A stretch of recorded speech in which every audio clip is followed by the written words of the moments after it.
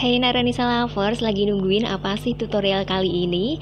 Ini bukan tentang membuat kue tart atau membuat cake yang lain, tapi ini adalah cara bagaimana kita bisa packing roti tart yang tingginya melebihi dari tinggi dusnya. Gimana caranya? Simak tutorialnya ya, jangan di skip biar kalian lebih paham, oke?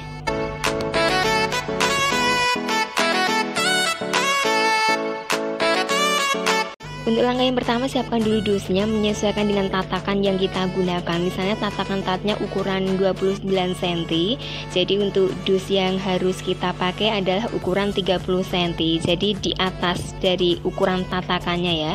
Saya kebiasaan pakai dus yang warnanya putih seperti ini, di samping harganya lebih murah, juga untuk bahannya ini lebih tebal dibanding dus yang motif yang biasa kalian gunakan ya, yang atasnya ada kaca love-nya.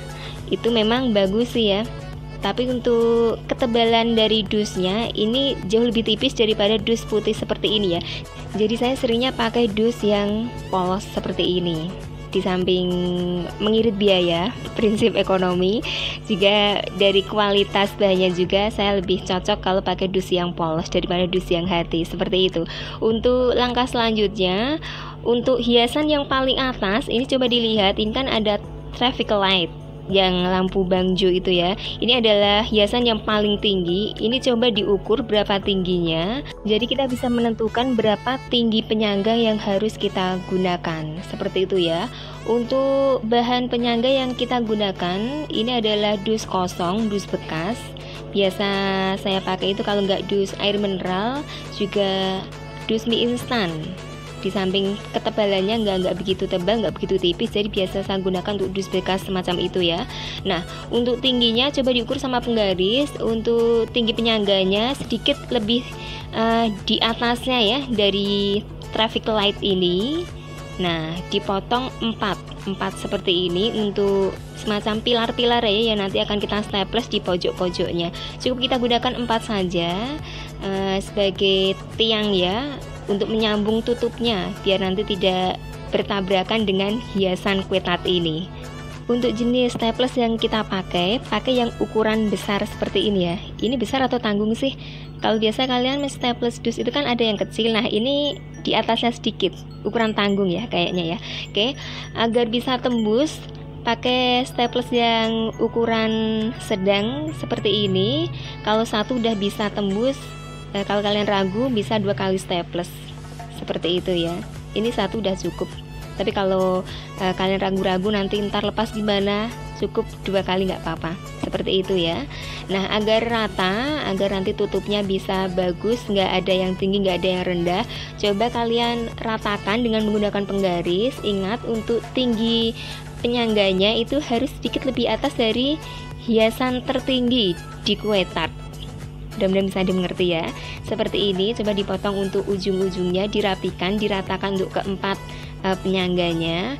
Untuk langkah selanjutnya, kalau udah terpasang semuanya ya, untuk penyangganya seperti ini bisa ditutup dengan tutup dusnya. Bagaimana untuk meletakkannya? Seperti biasa, tinggal ditaruh di atasnya ya.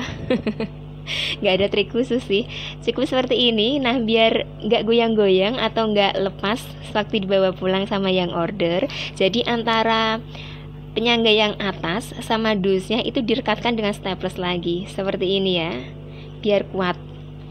Ini gunanya memang untuk apa ya, agar nanti kalau pas perjalanan kalau kena angin kan tidak terbang tutupnya atau apa nih, seperti itu ya, biar kuat antara penyangga yang bagian atas dengan penyangga bagian bawah seperti itu ya.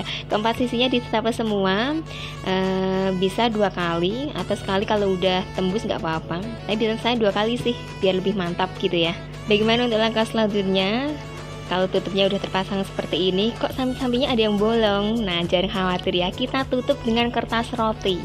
Memang untuk tutorial ini adalah cara kita packing tart dengan cara yang mudah dan murah ya. Nggak usah pakai bahan-bahan yang mahal, nggak apa-apa. Penting ini tertutup rapi, itu udah aman ya dari debu, dari angin, atau dari kotoran apapun. Ini dijamin rapat semuanya ya.